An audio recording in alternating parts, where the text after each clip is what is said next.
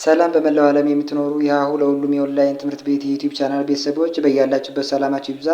ሀሁ ለሁሉም የኦንላይን ትምህርት ቤት አማርኛ፣ እንግሊዝ፣ ሂሳብ እንዲሁም የተለያዩ የማህበራዊና የተፈጥሮ ሳይንስ የትምህርት አይነቶችን ብቃት ባላቸው አስተማሪዎች 24 ሰዓት የማስተማር አገልግሎት እየሰጠ ይገኛል። ቪዲዮ ላይ ባስቀመጥነው ስልካችን በኢሞ፣ በቴሌግራም፣ በዋትሳፕ ይደውሉልን። በተመቻችሁ ሰዓት የምትፈልጉትን የትምህርት አይነት እናስተምራለን። አማርኛ፣ እንግሊዝኛ፣ ሂሳብና ሌሎችም ትምህርቶች እያስተማረ ይገኛል። በዛሬው ዝግጅታችን ከአማርኛ ፊደላት ውስጥ ባለ አንድ እግር ወይም ደግሞ አንድ መስመር ብቻ ወደ ታች የተዘረጋ ያላቸውን ፊደላት ይዤላችሁ መጥቻለሁ። ከኛ ጋር መማር የምትፈልጉ ልጆች ካላችሁ ወይም ደግሞ ልጆቻችሁን ማስተማር የምትፈልጉ ቤተሰቦቻችን ካላችሁ ስልካችን ሴቭ አድርጉ። ስልካችን ከዚህ ጋር ወይም ደግሞ ከቪዲዮ ጠርዝ ላይ ታች ላይ የምታዩት የሀሁ ለሁሉም የኦንላይን ትምህርት ቤት የስልክ ቁጥር ነው። በዚህ ስልክ ቁጥር በኢሞ፣ በዋትሳፕ፣ በቴሌግራም እናንተ በሚመቻችሁ ሶሻል ሚዲያ በማንኛውም ሰዓት ብትደውሉልን ስልካችሁን አንስተን ሁኔታዎችን አመቻችተን ልጆቻችሁን ማስተማር ከፈለጋችሁ ልጆቻችሁ እንዲማሩ እናደርጋለን። ወይም ደግሞ መማር የምትፈልጉ ከኛ ጋር ካላችሁ ቤተሰቦቻችን ወዲያውኑ ስልካችሁን አንስተን እንድትማሩ እናደርጋለን ማለት ነው። አሁን ቀጥታ ወደ ዛሬው ትምህርታዊ ቪዲዮ ይዣችሁ ልለፍ። የመጀመሪያው ባለ አንድ እግር ሆሄ ወይም ደግሞ አንድ መስመር ብቻ ወደታች የተዘረጋ ያለው ሆሄ ቀ ነው። ሌላኛው የምታዩት ተ፣ ከዛ ይሄ ደግሞ ቸ፣ ይቺ ሀ ብዙሃን ውሃ በመባል የሚታወቀው ሶስተኛው ውሃ ነው። እንግዲህ በአማርኛ ፊደል ውስጥ ሶስት ሀ የሚባሉ ፊደሎች አሉ። ሀሌታ ውሃ፣ ሐመር ውሃ እና ብዙሃን ውሃ በመባል የሚታወቀው ነው ማለት ነው። ሀሌታ ውሃ ግራር በመባል የሚታወቅ ፊደል ነው። ሐመር ውሃ ደግሞ ባለ ሶስት እግር ነው። ይሄ ባለ አንድ እግር ብዙሃን ውሃ በመባል የሚታወቀው እግር ፊደል ነው ማለት ነው። ቀጥለው ደግሞ ይሄ ነ፣ ከዛ ይሄ ኘ፣ ይሄ የ፣ ከዛ ገ፣ ይሄ ደግሞ ፐ። እንግዲህ እነዚህ ፊደሎች አንድ መስመር ብቻ ነው ወደታች የተዘረጋው መስመር ያላቸው። ስለዚህ በቅርጽ ተቀራራቢ በሆነ ሁኔታ ከአንደኛ ወደ ሁለተኛ ሆሄያት እንዲሁም ደግሞ ከሁለተኛ ወደ ሶስተኛ ሆሄያት፣ ከሶስተኛ ወደ አራት፣ ከአራት ወደ አምስት እና ከአምስት ወደ ስድስት፣ ከስድስት ወደ ሰባተኛ ቤተሰቦቻቸው ቅርጻቸውን ሲቀይሩ ተመሳሳይ በሆነ ሁኔታ ወይም ደግሞ ተቀራራቢ በሆነ ሁኔታ ቅርጻቸውን ሲቀይሩ ይታያሉ። ለዛ በቀላሉ እናንተ ይህንን ቅርጽ ለመረዳት እንዲያግዛችሁ ልክ ባለ ሁለት እግር ሆሄያትን ሰብሰብ አድርጌ በአንድ ላይ እንዳቀረብኩላችሁ ሁሉ ባለ አንድ እግር ሆሄያትንም በዚህ መንገድ ይዤላችሁ መጥቻለሁ። እናንተ በትኩረት ከኔ ጋር ተከታተሉ። መጀመሪያ በየቤተሰባቸው ሰባት ቤተሰቦች ያላቸው እነሱን እንጥራ። ቀ፣ ቁ፣ ቂ፣ ቃ፣ ቄ፣ ቅ፣ ቆ። ይህ ደግሞ ተ፣ ቱ፣ ፒ፣ ታ፣ ፔ፣ ት፣ ቶ። ከዛ ይሄ ደግሞ ቸ፣ ቹ፣ ቺ፣ ቻ፣ ቼ፣ ቺ፣ ቾ። ይሄ ደግሞ ሀ፣ ሁ፣ ሂ፣ ሃ፣ ሄ፣ ህ፣ ሆ። ይሄ ነ፣ ኑ፣ ኒ፣ ና፣ ኔ፣ ን፣ ኖ። ይሄ ደግሞ የምታዩት ፊደል ኘ፣ ኙ፣ ኚ፣ ኛ፣ ኜ፣ ኚ፣ ኞ። ይህ ደግሞ የ፣ ዩ፣ ይ፣ ያ፣ ዬ፣ ይ፣ ዮ። ከዛ ይሄ ገ፣ ጉ፣ ጊ፣ ጋ፣ ጌ፣ ግ፣ ጎ። ይሄ ፐ፣ ፑ፣ ፒ፣ ፓ፣ ፔ፣ ፕ፣ ፖ። ስለዚህ እነዚህ የምታዩቸው ሰባት ሆሄያት ወይም ደግሞ ሰባት ቤተሰብ አላቸው። ስለዚህ እናንተ እነዚህን የእያንዳንዳቸውን የፊደላት ቅርጽ ለመረዳት መጀመሪያ እነዚህን የመጀመሪያ ሆሄያትን ትይዛላችሁ። ያ ማለት የቀ የመጀመሪያው ፊደል ቀ ነው።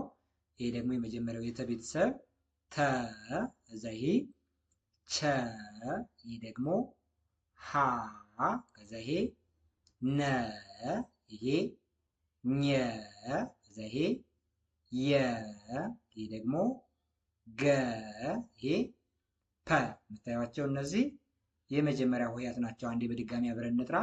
ቀ ተ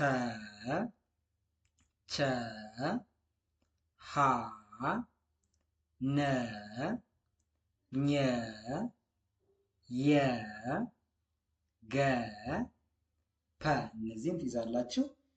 የቻላችሁ እየጻፋችሁም ቢሆን ብቻ በምችሉት መንገድ እነዚህን ሆሄያት ከያዛችሁ ወይም ደግሞ አጥንታችሁ በስርዓት መያዝ ከቻላችሁ በኋላ ሁለተኛ ቤተሰቦቻቸው ምን እንደሚመስሉ ማየት ነው።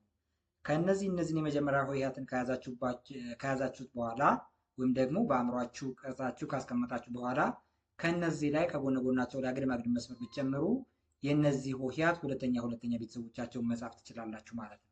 እንግዲህ ከቀ ላይ ከጎኑ ላይ ይህን አግድም መስመር ስትጨምሩ ይሄ ይሆናል ቁ። ስለዚህ ሌሎቹም በዚህ መንገድ ነው እየጨመራችሁ የምትሄዱት። ከተ ላይም ስትጨምሩ ከቸ ላይም ከሀ ከነ ከኘና እንደዚህ ከሁሎቹም ላይ ከጎነ ጎናቸው ላይ አግድም መስመር ስትጨምሩ እነዚህ ሁለተኛ ቤተሰቦቻቸውን በቀላሉ መጻፍ ቻላችሁ ማለት ነው። ስለዚህ እነዚህ የቀ ሁለተኛ ቤተሰቡ ቁ፣ የተ ሁለተኛ ቤተሰቡ የምታዩት ይህ ነው ቱ፣ የቸ ሁለተኛ ቤተሰብ ቹ፣ የሀ ሁለተኛ ቤተሰቡ ሁ ትላላችሁ። የነ ሁለተኛ ቤተሰቡ ደግሞ ኑ፣ የኘ ሁለተኛ ቤተሰብ ኙ፣ የየ ሁለተኛ ቤተሰቡ ደግሞ ዩ፣ የገ ሁለተኛ ቤተሰቡ ጉ፣ የፐ ሁለተኛ ቤተሰቡ ደግሞ ፑ። ስለዚህ በቀላሉ ቅርጻቸውን በዚህ መንገድ ከጎነ ጎናቸው ላይ የመጀመሪያ ፊደላትን ከያዛችሁ በኋላ አግድም መስመር በመጨመር ሁለተኛ ሆሄያት እንጻፋችሁ ማለት ነው። እነዚህም በድጋሚ አብረን እንጥራ። ይቺ ቁ፣ ከዛ ይቺ ደግሞ ቱ፣ ይቺ ቹ፣ ይቺ ሁ፣ ይቺ ኑ፣ ይቺ ደግሞ ኙ፣ ይቺ ዩ፣ ይቺ ጉ፣ ይቺ ደግሞ ፑ።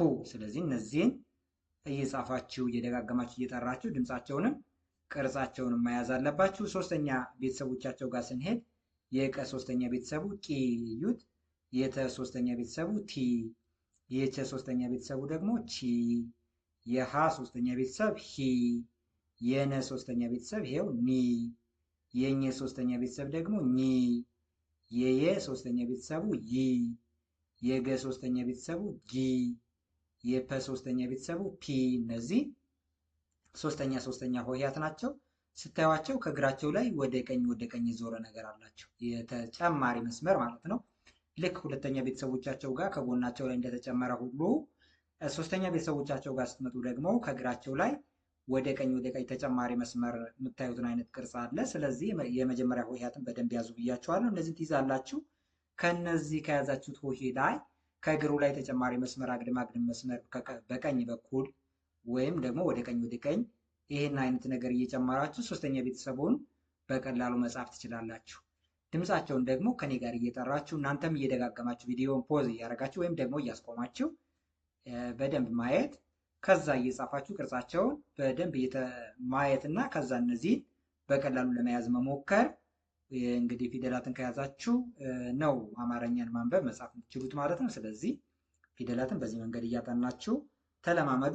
ይቺ ቂ፣ እሺ ቲ፣ ይቺ ደግሞ ቺ፣ ይቺ ሂ፣ ይቺ ደግሞ ኒ፣ ይቺ ኒ፣ ይቺ ይ፣ ይቺ ደግሞ ጊ፣ ይቺ ፒ። ስለዚህ በቀላሉ በዚህ መንገድ መረዳት ትችላላችሁ። አራተኛ ቤተሰቦቻቸው ጋር ስንሄድ አራተኛ ቤተሰቦቻቸው ጋር የቀ አራተኛ ቤተሰብ ቃ፣ የተ አራተኛ ቤተሰብ ታ፣ የቸ አራተኛ ቤተሰቡን ቻ ትላላችሁ። የሃ አራተኛ ቤተሰቡ ሃ፣ የነ አራተኛ ቤተሰቡ ደግሞ ና፣ የኘ አራተኛ ቤተሰብ ኛ፣ የየን አራተኛ ቤተሰብ ያ ትላላችሁ። የገ አራተኛ ቤተሰቡ ጋ፣ የፐ አራተኛ ቤተሰብ ደግሞ ፓ። እነዚህን ሆሄያት ቅርጻቸውንም ድምፃቸውንም ማያዝ እንደምታዩት እንግዲህ በቅርጽ ተቀራራቢ በሆነ ሁኔታ ወይም ደግሞ ተመሳሳይ በሚባል ሁኔታ ወደ ግራ እግራቸው የተጣመመ ነው። እያቸው ወደ ግራ ምናልባት የነና የኘ ቤተሰብ ወደ ቀኝ ካናታቸው ላይ ደፋ ደፋ ያሉ ናቸው። ሌሎቹ ግን እነዚህ ባለ አንድ እግር ሆሄያት ከእግራቸው ላይ ወደ ግራ የተጣመመ ነው። እያቸው ይሄ ቃ፣ ይሄ ደግሞ ታ፣ ይሄ ቻ፣ ይሄ ሀ፣ ይሄ ደግሞ ና ነው። ካናቱ ላይ ነው ወደ ቀኝ ጎንበስ ያለው። ይህም እንደዚሁ ከራሱ ነው ወደ ቀኝ ጎንበስ ያለው። ይሄ ግን እንደተለመደው ወደ ግራ ከእግሩ ላይ ዙሯል። ያ፣ ይሄም ጋ፣ ይሄ ደግሞ ፓ። ስለዚህ እነዚህን የመጀመሪያ ሆሄያትን ትይዙና ከእግራቸው ላይ ወደ ግራ ብታዞሩት ምን ይሆናል ማለት ነው? አራተኛ ሆሄያትን በቀላሉ ለያችሁ ማለት ነው። ከዛ አምስተኛ ሆሄያት ጋር ስንመጣ አምስተኛ ቤተሰቦች ከእግራቸው ላይ በቀኝ በኩል ካለው እግራቸው ላይ ተጨማሪ መስመር ወይም ደግሞ ተጨማሪ ዜሮ ነገር የምታዩት ክብ ነገር አላቸው። ስለዚህ አምስተኛ ቤተሰቦቻቸው ጋር ደግሞ ይሄ ዜሮ አለው ማለት ነው። እንግዲህ እንደተለመደው የመጀመሪያ ሆሄያትን በደንብ ስለምትይዙ መጀመሪያ ከእነዚህ ጋር ያለው ልዩነት ማስተያየት ነው። እነዚህ ከእግራቸው ላይ ዜሮ አለው። የመጀመሪያ ሆሄያት ደግሞ እንደምታዩት ምንም የለውም። እነዚህ ማለት ነው የመጀመሪያ ሆሄያት ብያሳያችሁ እነዚህ ናቸው። እንግዲህ እነዚህ ምንም የላቸውም። እነዚህ ግን በቀኝ በኩል ካለው እግራቸው ላይ ዜሮ አለው። ስለዚህ በቀላሉ የመጀመሪያ ሆሄያትን መጀመሪያ ላይ ትይዛላችሁ። ከዛ ከመጀመሪያ ሆሄያት ጋር እናንተ ለማገናዘብ እና ከአእምሯችሁ ላይ የፊደሉ ቅርጽ እንዲቀመጥ ምንድን ነው ልዩነቱ ብላችሁ ማመጣጠን ወይም ደግሞ ማወዳደር፣ ማስተያየት። ከዛ እሱን ስታስተያዩት በአምስተኛው ሆሄውና በመጀመሪያ ሆሄው መካከል ያለው ልዩነት አምስተኛ ሆሄው ላይ በቀኝ በኩል በውጭ በኩል ዜሮ አለው። የመጀመሪያ ሆሄያቱ ጋር ግን ምንም አይነት ነገር የለው። ስለዚህ በቀላሉ በዛ መንገድ ለማያዝ ያስችላችኋል ማለት ነው። ስለዚህ ይህን እንጥራ። የቀ ቤተሰብ አምስተኛ ቤተሰቡ ቄ ትሉታላችሁ። የተ ቤተሰብ ደግሞ ቴ፣ የቸን ቤተሰብ ቼ፣ የሃ ቤተሰብ ሄ፣ ይሄ ደግሞ የነ አምስተኛ ቤተሰቡ ነው ኔ ትላላችሁ። ይሄ የኘ አምስተኛ ቤተሰቡ ኘ፣ የየ አምስተኛ ቤተሰቡ ዬ፣ የገ አምስተኛ ቤተሰቡ ደግሞ ጌ፣ የፐ አምስተኛ ቤተሰቡን ፔ ትላላችሁ። ይህን በድጋሚ አንዴ እንጥራ። ቄ፣ ፔ፣ ቼ፣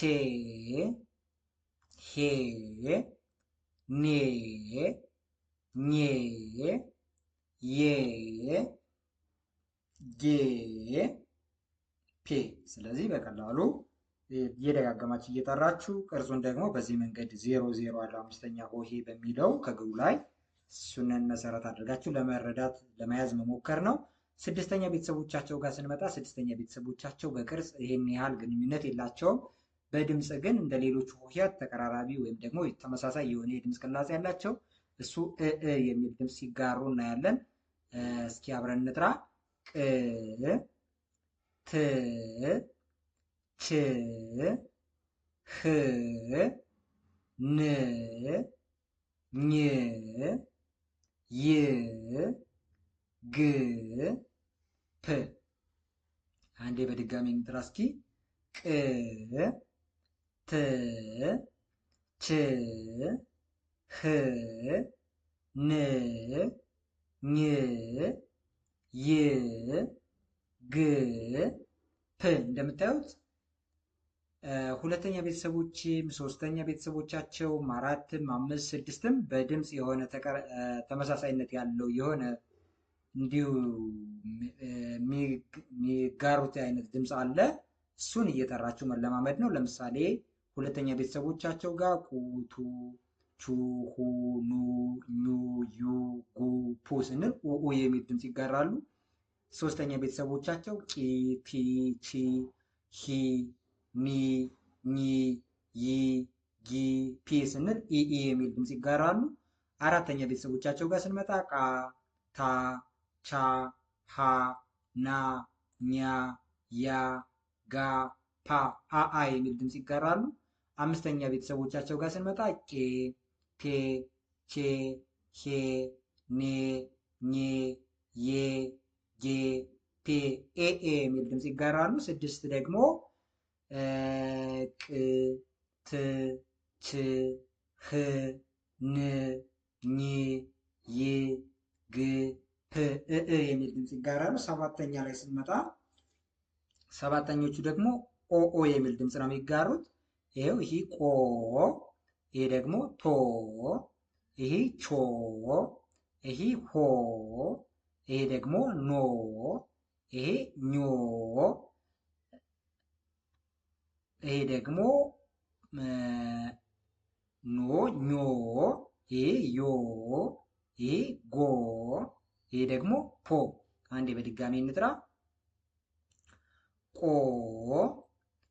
ቶ፣ ቾ፣ ሆ፣ ኖ፣ ኞ፣ ዮ፣ ጎ፣ ፖ። ስለዚህ ይሄ ኦኦ የሚል ከሰባተኛ ላይ እንደሰማችሁት ሌሎቹም ጋር እንደዚሁ የሚጋሩት ድምፅ አለ። እዚህ ሰባተኛ ቤተሰቦቻቸው ጋር ስናይ እነዚህ ባለ አንድ እግር ሆሄያት የሚባሉት ከራሳቸው ላይ ብዙዎቹ ዜሮ ዜሮ አላቸው። ለምሳሌ ይሄ ቆ፣ ቶ፣ ቾ፣ ሆ፣ ኖ፣ ኞ እነዚህ ፊደሎች አናታቸው ላይ የምታዩት ዜሮ ዜሮ አላቸው። ዮ፣ ጎ፣ ፖ ደግሞ በልዩነት ይሄ ዜሮ የላቸውም። ስለዚህ ቢያንስ እናንተ በምትረዱት መንገድ የምታዩትን ነገር ግምት ውስጥ አስገብታችሁ የፊደላትን ቅርጽ ለመያዝ ሞክሩ። እንግዲህ የመጀመሪያ ሆሄያትን ከያዛችሁ በኋላ ሁለተኛ ሆሄያትን ከጎናቸው ላይ አግድም መስመር መጨመር፣ ሶስተኛ ሆሄያትን እግራቸው ላይ ወደ ቀኝ ማዞር፣ አራተኛ ወደ ግራ ማጣመም፣ አምስት በቀኝ በኩል በውጭ በኩል ዜሮ መጨመር፣ ስድስት ቅርጻቸው ተመሳሳይነት የለውም። ሰባተኛ ደግሞ ከአናታቸው ላይ ብዙዎቹ እንደዚህ እንደምታዩቸው አናታቸው ላይ ይህ ዜሮ ዜሮ አለ።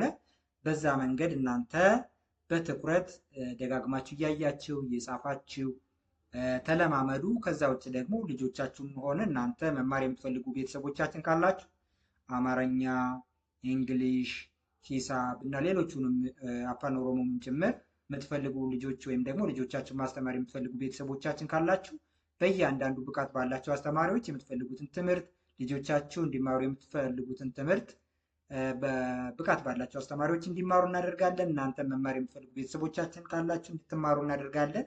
በተረፍ በሌላ ሰፋ ያለ ትምህርታዊ ቪዲዮ እስከምንገናኝ ሰላም።